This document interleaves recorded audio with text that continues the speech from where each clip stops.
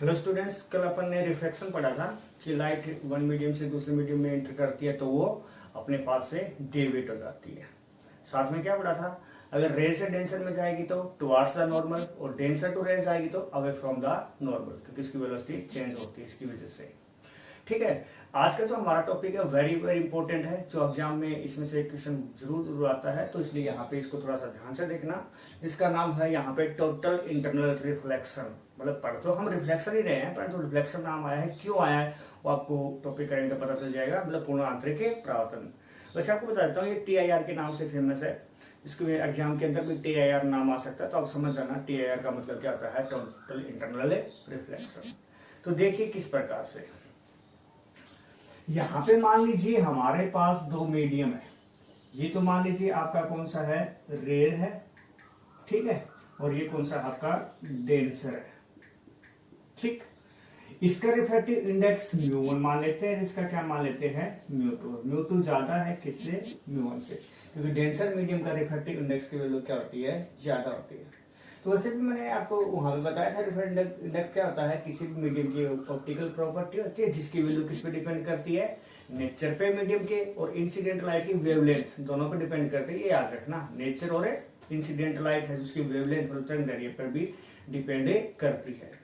ठीक है, तो यहाँ पे देखिए, मान लीजिए आपकी लाइट, पहली कंडीशन क्या है, light denser to rare goes करनी चाहिए, मतलब डेंसर टू रेयर में जानी चाहिए। जैसे मान लीजिए आपका डेंसर से जा रही है, कहां पे, रेयर में जा रही है। तो यहां पे जो इंसिडेंट हुई, तो कितने एंगल से इंसिडेंट हुई, उसके लिए हमें यहाँ पे क्या करना पड़ेगा, नॉर्मल ड्रॉ करना पड़ेगा। तो ये कौन सा एंगल हो गया, यहाँ पे इंसिडेंट एंगल हो गया है। ठीक है, और तो यहां से आपको पता है डेंसर टू रेयर जाएगी तो सीधी जाने की बजाय क्या हो जाएगी, अवे फ्रॉम द नॉर्मल। तो अवे फ्रॉम द नॉर्मल, तो ये एंगल ऑफ रिफ्लेक्शन ये हो गया है। ठीक है, मान लीजिए यहां पे हमने यहाँ पे जो आई है इसकी वैल्यू क्या कर देते हैं, थोड़ा और बढ़ा देते हैं। जैसे मान लीजिए को मैंने I1 माना है, ठीक है ना, तो अगर इसकी ये I1 है तो यहाँ पे ये R1 मान लेते हैं। ये जो एंगल है यहाँ पे ये I है, यहाँ पे जो I है वो क्या है, I2 मान लेते हैं। क्या मान लेते हैं, I2 क्या है, ग्रेटर देन I1 है। I2 I1 से ज्यादा है, तो स्नेल्स लॉ के अकॉर्डिंग, क्योंकि साइन I अपॉन में साइन R का वैल्यू क्या रहती है, कांस्टेंट। तो बोला I की वैल्यू बढ़ गई है तो R की वैल्यू भी बढ़ गई है, तो R की वैल्यू भी यहाँ पे बढ़ गई है। तो बोला R2 ग्रेटर देन क्या है, यहाँ पे R1। इसी प्रकार से हम बढ़ाते जाएंगे तो ये एंगल बढ़ता जाएगा, तो ये एंगल क्या होता चला जाएगा, बढ़ता चला जाएगा।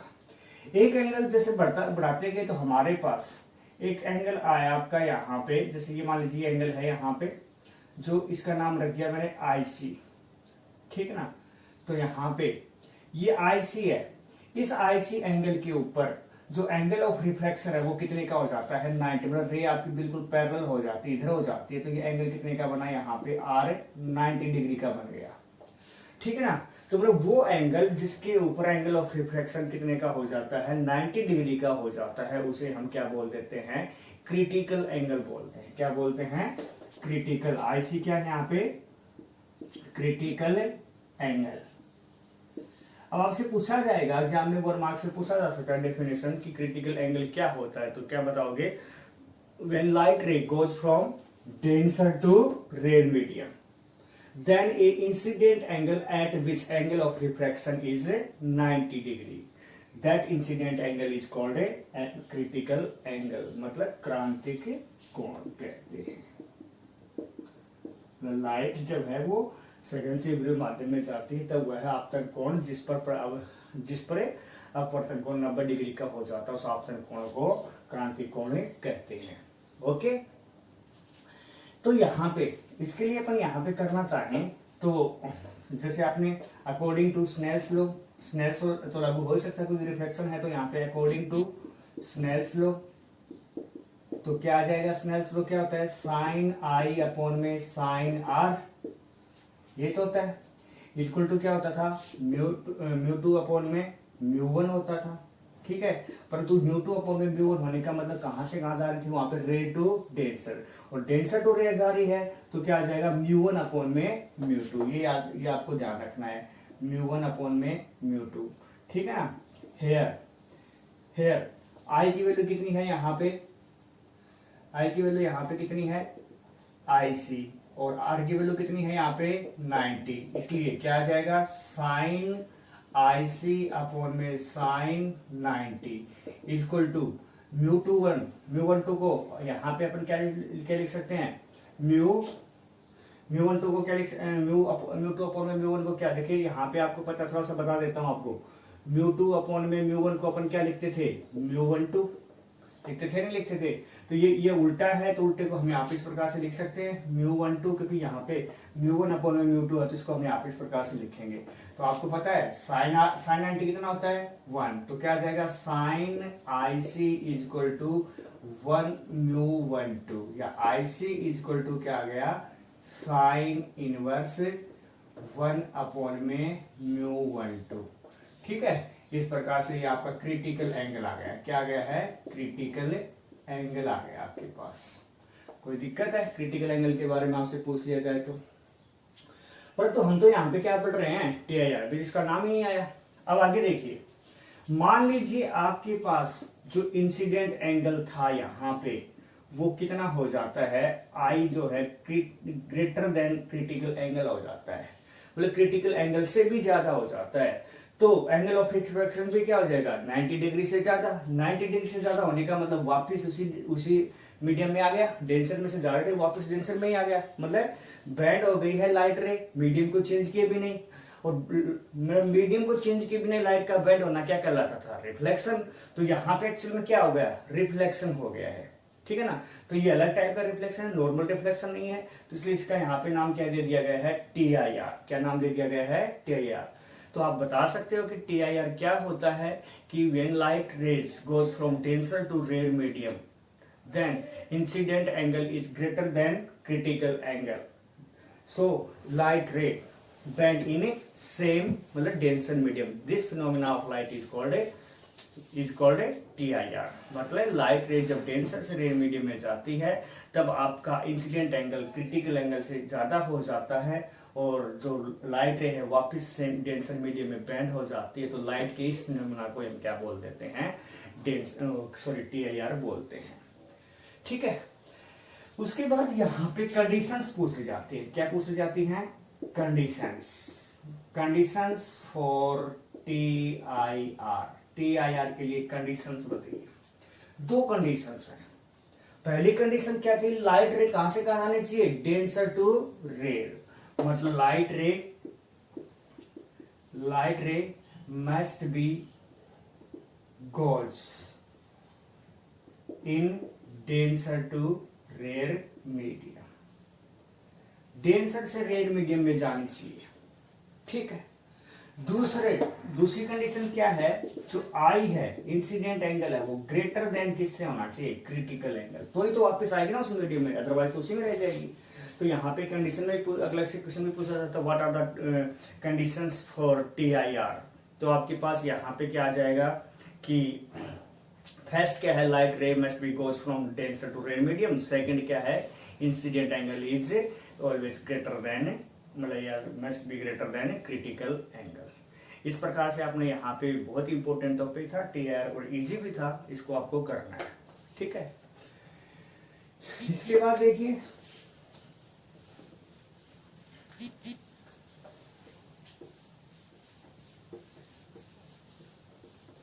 इसके बाद यहाँ पे क्या आ जाती हैं, एग्जाम्पल्स आ जाते हैं। एग्जाम्पल्स ऑफ TIR के एग्जाम्पल्स हैं। फर्स्ट देखिए, फर्स्ट एग्जाम्पल क्या है, ब्रिलियंस ऑफ डायमंड।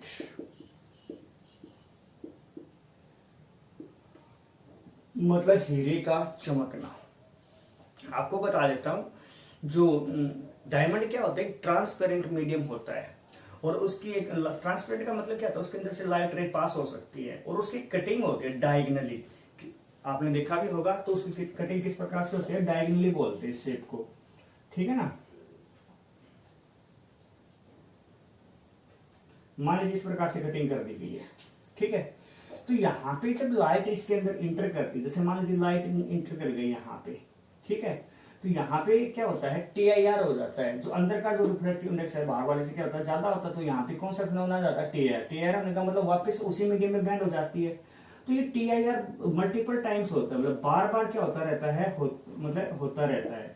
तो क्या होगा, बार बार होता रहेगा तो क्या होगा, ये मतलब बहुत ज्यादा लाइट की इंटेंसिटी मतलब क्या होगी, बहुत ज्यादा हो जाएगी और डायमंड क्या हो जाएगा, चमकने ले जाएगा। और ऐसे बार बार होते होते लास्ट में क्या हो जाएगी, डायमंड से बाहर हो जाती है। ठीक है ना, क्योंकि बाहर पास आउट तो होती है यहाँ से, अगर होगी नहीं तो क्या होगा, एक टाइम ऐसा आएगा बार बार रिफ्लेक्शन होने की वजह से एक पॉइंट पे क्या हो जाएगा, डायमंड ब्लास्ट हो जाएगा।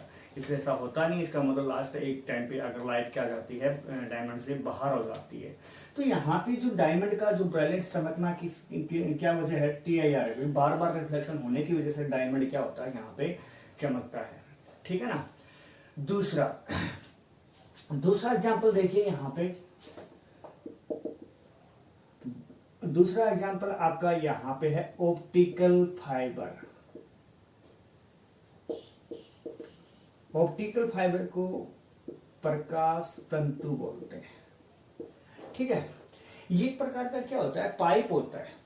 ठीक है ना, ये क्या होता है, एक प्रकार का पाइप होता है जिसको कम्युनिकेशन सिस्टम के अंदर यूज लिया जाता है, कंप्यूटर सिस्टम के अंदर यूज लिया जाता है। क्यों, कैसे, देखिए इसके अंदर दो लेयर होती है, एक तो अंदर वाली लेयर, एक बाहर होती है। बाहर वाली लेयर होती है यहाँ पे इस प्रकार से। ठीक है, तो अंदर वाली जो लेयर होती है ना, इसको क्या बोलते हैं, कोर बोलते हैं।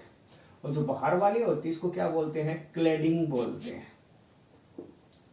और कोर का रिफ्रैक्टिव इंडेक्स मान लीजिए आपका यहाँ पे जो है वो उसे मान लीजिए μ1 मान लीजिए, या μ2 मान लीजिए, इसका क्या है, μ1 है, तो μ2 ग्रेटर देन क्या होगा, यहाँ पे μ1 होगा।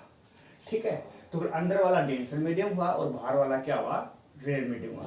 जब इसको इस प्रकार से बनाया जाता है, जैसे ही लाइट रे यहाँ पे इंसिडेंट होगी ना, तो यहाँ पे अब डेंसर से कहां पे जाना चाह रही है, रेयर में, डेंसर से रेयर में जाना चाह रही, तो ये इस प्रकार से बनाया जाता है कि जो एंगल है ना वो क्रिटिकल एंगल से क्या होगा, ज्यादा होगा। क्रिटिकल एंगल से ज्यादा होने का मतलब वापस से उसी मीडियम में बैंड हो जाती है, तो वापस इसी मीडियम में बैंड होगी। इस प्रकार से ये हर बार TIR होता रहता है और लास्ट में क्या हो जाती है, लाइट बाहर आ जाती है।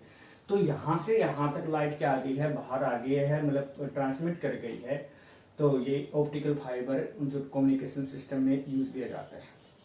आपको बताता हूँ, एक तो नॉर्मल रिफ्लेक्शन होता है, एक TIR, दोनों है तो रिफ्लेक्शन एक प्रकार से, पर दोनों में बेस्ट कौन सा है, TIR। क्योंकि TIR के अंदर एनर्जी का क्या नहीं होता है, लॉस नहीं होता है, तो बिना लॉस की एनर्जी एक पॉइंट से दूसरे पॉइंट पे ट्रांसमिट कर दी जाती है। ठीक है ना, तो यहाँ पे दूसरा एग्जाम्पल था ऑप्टिकल फाइबर। तीसरा आपका प्रिज्म के अंदर भी होता है, जैसे मान लीजिए प्रिज्म है, ठीक है ना, ये आपका 45 का होता है, ये आपका 90 का होता है। जैसे लाइट इसके अंदर इंसिडेंट होती है तो यहाँ पे TIR हो जाता है, मतलब यहाँ पे, और वापस ऐसे बाहर आ जाती है। ठीक है ना, तो यहाँ पे जो फिनोमेना हुआ है, ये क्या हुआ है, यहाँ पे TIR का हुआ है। एक आप फोर्थ एग्जाम्पल देखिए, फोर्थ एग्जाम्पल का यहाँ पे नाम होता है मिरेज, मृच्छिका। एक्चुअल में आपने देखा होगा कि जून जुलाई के मंथ में जो आपने कभी ट्रेवलिंग की हो तो, या फिर रेगिस्तान में, राजस्थान में जो मिट्टी के टीले होते हैं वहां पर ये देखने को मिलता है कि आप लोग जैसे नॉर्मल कंडीशन में आपको एग्जांपल देता हूँ, जैसे आपने ट्रेवलिंग कर रहे हो और आपने देखा होगा रोड के ऊपर आगे आपको पानी भरा हुआ नजर आता है। एक्चुअल में वो पानी नहीं होता, वो अपना क्या होता है, एक भ्रम होता है। ठीक है ना, उसी भ्रम को हम क्या बोलते हैं, मिरेज बोलते हैं या मरीचिका बोलते हैं। एक्चुअली में ये क्या, और जैसे आपने देखा होगा कि वहां आपको कई बार ऐसे दिखाई देता है कि जैसे मान लीजिए कोई एक आपका ट्री है और आपको उसके पास में उसका इसकी इमेज दिखाई देती है उल्टी। जैसे मान लीजिए पानी का कुंड है, उसके पास में कोई आपका ट्री है यहाँ पे, तो आपको पानी में क्या देखेगी, उसकी उल्टी इमेज। ऐसा ही हमें सामने दिखाई देगा तो हम क्या सोचेंगे कि पास में क्या है, पानी भरा हुआ है। ठीक है ना, तो यहाँ पे ये इस प्रकार का एक भ्रम पैदा होता है, उसे हम क्या बोलते हैं, मिरेज बोलते हैं। ये जो इफेक्ट है ना, वो भी किसके कारण होता है, मतलब TIR का कारण होता है। ऐसा क्यों, क्योंकि जो समर डेज के अंदर क्या होता है कि जो मतलब अर्थ है वो उसका टेम्परेचर क्या है कि ज्यादा हो जाता है, वो गर्म हो जाती है, और ऊपर का टेम्परेचर क्या होता है। अब जैसे आपने देखा भी होगा कि जैसे जैसे हाइट पे जाते हैं गर्मियों के टाइम में, तो टेम्परेचर मतलब हवा ठंडी होती जाती है, मतलब कहने का ऊपर का टेम्परेचर कम है, नीचे का क्या होता है ज्यादा। तो टेम्परेचर नीचे का ज्यादा होने की वजह से क्या होता है, पार्टिकल्स से दूर दूर हो जाते हैं। तो पार्टिकल्स दूर दूर होने का मतलब उनकी डेंसिटी कम हो गई, डेंसिटी कम होने का मतलब वहां पे लाइट की स्पीड ज्यादा रहेगी और ऊपर क्या रहेगी, कम रहेगी। तो मतलब नीचे वाला जो मीडियम है वो क्या हुआ, रेयर, और ऊपर की जो एयर है वो कौन सा हुआ, डेंसर। तो जो सन से जब लाइट आती है, और जब सन से जब लाइट आती है जो ट्री से टकरा कर हमारे पास पहुंचती है, तो लाइट कैसे करती है, डेंसर टू रेयर करती है, और कौन सा फिनोमेना हो जाता है, टे एयर का। जैसे मान लीजिए यहाँ पे ये अर्थ है, यहाँ पे आपको जैसे कोई ट्री है, इस प्रकार से आप यहाँ पे हो, तो लाइट ऐसे आएगी ना, तो क्या होगा कि रे टू डेंसर वो क्या कर जाती है, मतलब ये मान लीजिए डेंसर हो गया और ये यहाँ का मीडियम कौन सा हो गया, रेयर हो गया, तो ये वापस क्या हो जाती है, उसी मीडियम में बैंड हो जाती है। आपको जो पेड़ है वो यहाँ पे दिखाई देगा, ठीक है ना। और यहाँ से आप देखोगे तो आपको उल्टा उल्टा दिखाई देगा। तो मतलब आपको क्या लगेगा, मतलब इमेज दिखाई, इस पेड़ की इमेज दिखाई देने का मतलब आप क्या सोचोगे कि यहाँ पे कोई वाटर मतलब भरा हुआ पानी का कुंड है, एक्चुअली होता नहीं है। वो ये जो इफेक्ट आया वो किसके कारण आया, टे एयर के कारण, ठीक है ना। तो जिसे हम क्या बोलते हैं, मिरेज बोलते हैं। तो इस प्रकार से यहाँ पे आपने क्या पढ़ा, टी आई आर पढ़ा। टी आई आर में दो बातें आई थी, क्रिटिकल एंगल। क्रिटिकल एंगल क्या था कि लाइट डेंसर से रेयर में जाती है, तब वो इंसिडेंट एंगल जिसपे एंगल ऑफ रिफ्रैक्शन 90 डिग्री का हो जाए, क्रिटिकल एंगल। अगर इंसिडेंट एंगल क्रिटिकल एंगल से भी ज्यादा हो जाता है तो जो लाइट रे वापस से उसी मीडियम में, डेंसर मीडियम में आ जाती है, जिसे हम क्या बोलते हैं, टेआर। फॉर्मूला आपका हो ही गया था, इसमें क्या था, आई सी इक्वल टू साइन इनवर्स 1 में μ12। कंडीशंस क्या थी कि लाइट रे डेंसर टू रेयर जानी चाहिए और क्रिटिकल एंगल से ज्यादा इंसिडेंट एंगल होना चाहिए, और उसकी ये एग्जाम्पल, ठीक है, वेरी इंपॉर्टेंट। ओके।